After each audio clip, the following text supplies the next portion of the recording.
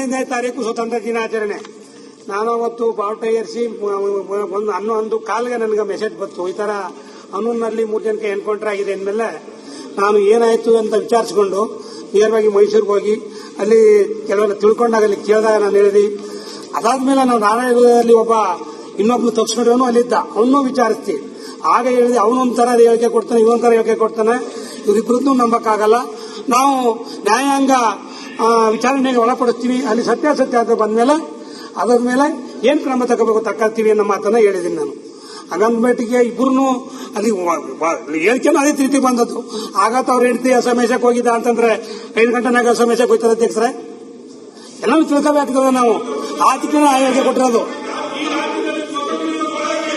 ಇರುವೆ ಹಾಗೆಲ್ಲ ನೀವು ಹೇಳಿದ್ರೆ ಆಗಲ್ಲ. ಕಾಡ್ ನೋಡಕ 5 ಗಂಟೆ 10 ಗಂಟೆ ರಾತ್ರಿ ಅದು ಅಭಯಾರಣ್ಯ,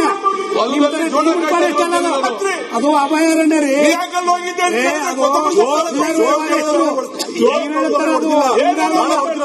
ಹಂಗಾಗಿ ಹೇಳ್ತಾ ಕೊಟ್ಟಿವಿನ ಇದು ಫಾರೆಸ್ಟ್ನವ್ರು ಹೇಳೋದು ಸರಿ ಇಲ್ಲ, ಸರಿ ಅಂತ ಹೇಳಿಲ್ಲ. ಬಟ್ ಅವರು ಬಂದ ಅವ್ರ ಹೇಳಿಕೆನೂ ನಾನು ಒಪ್ಕೊಂಡಿಲ್ಲ, ಇವ್ರ ಹೇಳಿಕೆ ನಂಬ್ಕೊಂಡಿಲ್ಲ.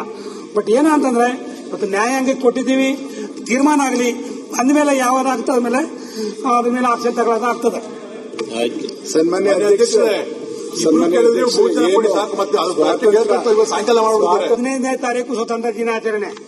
ನಾನು ಅವತ್ತು ಬಾವುಟ ಏರಿಸಿ ಒಂದು 11:15ಗೆ ನನಗೆ ಮೆಸೇಜ್ ಬಂತು, ಈ ತರ ಅನ್ನೂರಿನಲ್ಲಿ 3 ಜನಕ್ಕೆ ಎನ್ಕೌಂಟರ್ ಆಗಿದೆ ಅಂದಮೇಲೆ ನಾನು ಏನಾಯ್ತು ಅಂತ ವಿಚಾರಿಸಿಕೊಂಡು ನೇರವಾಗಿ ಮೈಸೂರಿಗೆ ಹೋಗಿ ಅಲ್ಲಿ ಕೆಲವೆಲ್ಲ ತಿಳ್ಕೊಂಡಾಗ ಅಲ್ಲಿ ಕೇಳಿದಾಗ ನಾನು ಹೇಳಿದೆ.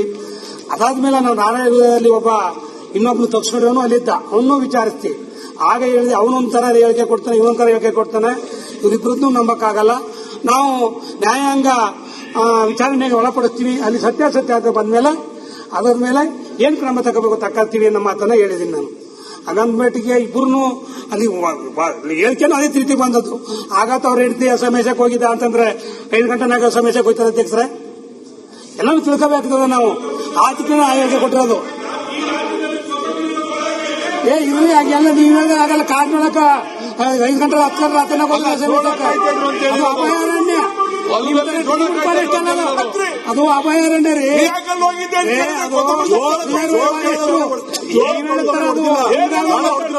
ಹಂಗಾಗಿ ಹೇಳ್ತಾ ಕೊಟ್ಟಿವಿನ ಇದು ಫಾರೆಸ್ಟ್ನವ್ರು ಹೇಳೋದು ಸರಿ ಇಲ್ಲ, ಸರಿ ಅಂತ ಹೇಳಿಲ್ಲ. ಬಟ್ ಅವರು ಬಂದ ಅವ್ರ ಹೇಳಿಕೆನೂ ನಾನು ಒಪ್ಕೊಂಡಿಲ್ಲ, ಇವ್ರ ಹೇಳಿಕೆ ನಂಬ್ಕೊಂಡಿಲ್ಲ. ಬಟ್ ಏನಂತಂದ್ರೆ ಇವತ್ತು ನ್ಯಾಯಾಂಗಕ್ಕೆ ಕೊಟ್ಟಿದ್ದೀವಿ, ತೀರ್ಮಾನ ಆಗಲಿ, ಅಂದ್ಮೇಲೆ ಯಾವಾಗ ಆಗ್ತದ ಮೇಲೆ ಅದ್ರ ಮೇಲೆ ಆಕ್ಷನ್ ತಗೊಳ್ಳೋದಾಗ್ತದೆ. ಸನ್ಮಾನ್ಯ ಅಧ್ಯಕ್ಷರೇ, ಸಾಯಂಕಾಲ